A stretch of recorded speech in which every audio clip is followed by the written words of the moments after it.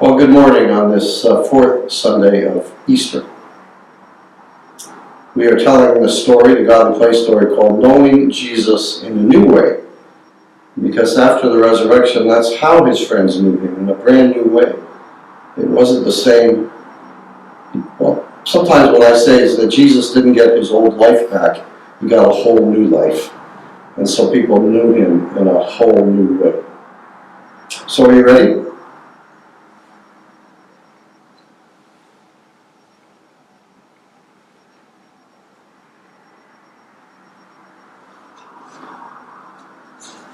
On the first day of knowing Jesus in a new way, only the women had the courage to go to the tomb. They were bringing spices to finish the burial, but they were worried about how they would roll the stone away. But when they got there, the stone was rolled away, and Jesus was gone. Just the sheet he had been wrapped in remained.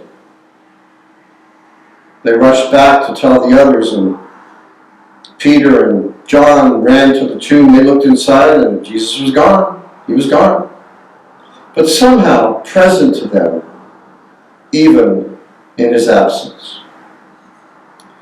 Mary Magdalene, who was a good and true friend, stood at the door of the tomb weeping.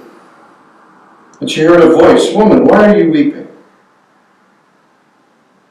And she turned, and she thought she was looking at the gardener, but the gardener said, "Mary." And she knew it was the Lord.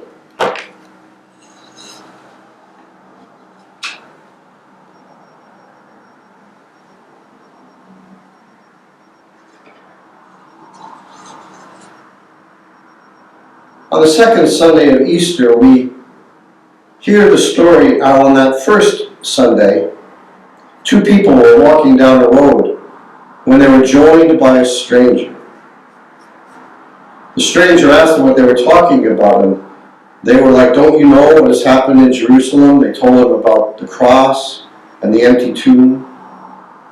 And the stranger began to tell them stories from the scriptures to help them to understand. When they got to Emmaus, the town they lived in, the stranger went to go on, but they invited him to join him for dinner at an inn. And then the stranger took the bread, and he said a prayer, and broke it and gave it to them, and their eyes were opened. It was the Lord, known to them in the breaking of the bread.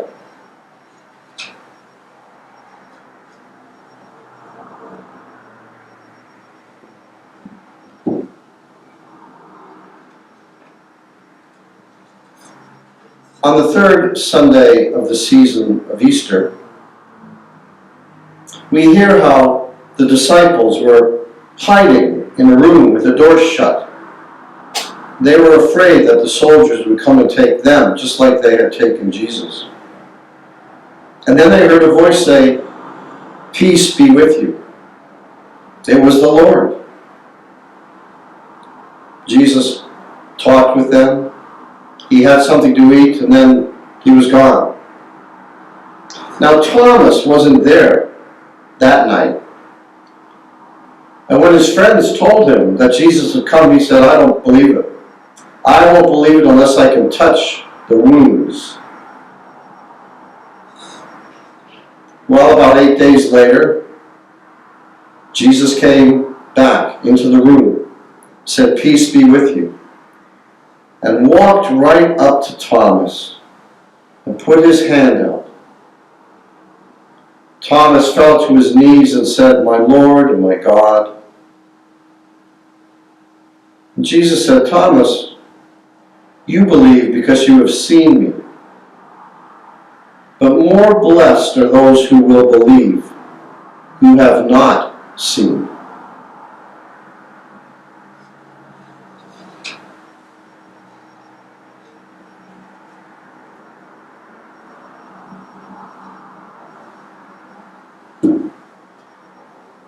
Now, on this fourth Sunday of the Easter season, we hear the story of how the disciples went north to Galilee, just as Jesus had told them to. It was a long journey, about 120 kilometers.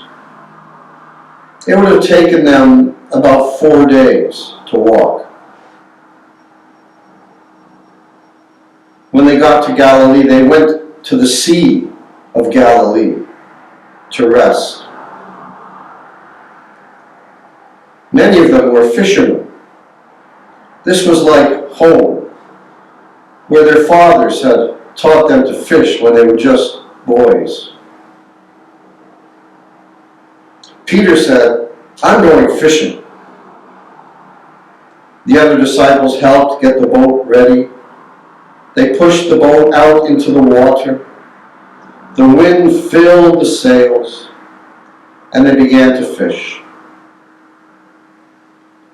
Well, they fished all night, but they didn't catch anything.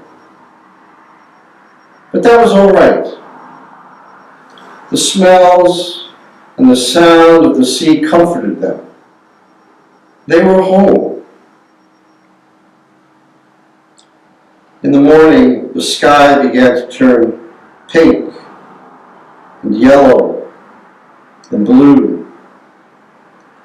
And they looked on the shore and they could see a person standing there and smoke rising from a fire. They could even see the glow, the red glow of the charcoal. The stranger called out, "Have you caught anything?" And they said, "No." He said, "Throw the nets on the other side of the boat." Well, what did they have to lose? So they threw the nets over the boat and onto the other side. And almost immediately, they began to feel the weight of the fish. John didn't care about the fish. He was looking at the stranger and he said, "It's the Lord." Well, Peter, being Peter, jumped in the water. He swam, and then he felt the sand beneath his feet and waded ashore. The others followed in the boat. There were so many fish in the nets, they were so heavy that they could not bring them into the boat, but they had to drag them behind them. When they got to the shore, the stranger said, "Bring me some fish." They brought the fish and they gathered around, and they knew that the stranger was no stranger.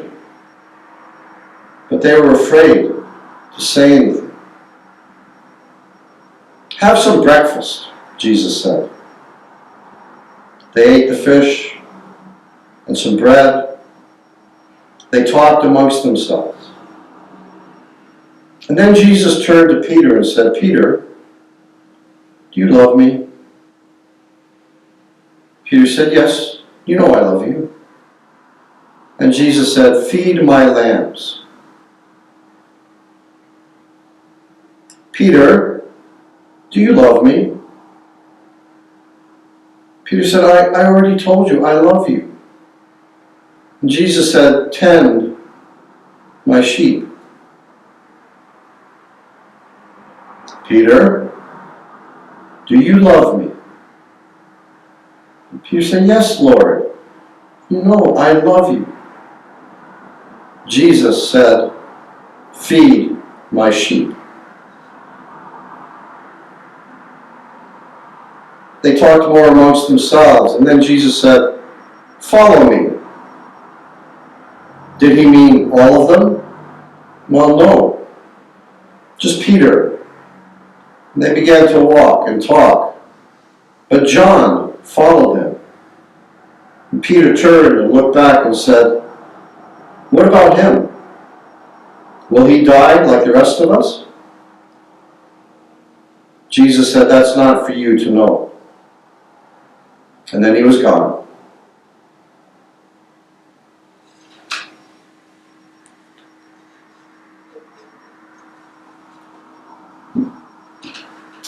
Now I wonder,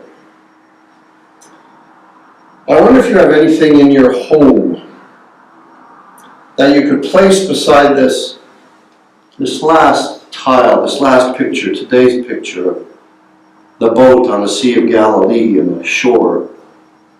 If you have anything at home that you would place beside this picture to help tell the story some more. Only you know what that could be.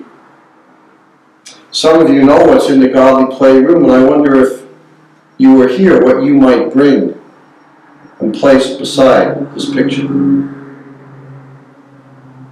You may also want to talk amongst yourselves and think of the story, the new story we heard today, and ask yourself what part of this you liked the best, or what part might be the most important part, or if there's anything we can take out and still have all the story we need. Or wonder, where are you in the story? And what in this story could be about you? Well, thank you for joining me. In a few minutes, the church service will start, so stay tuned and have a good day.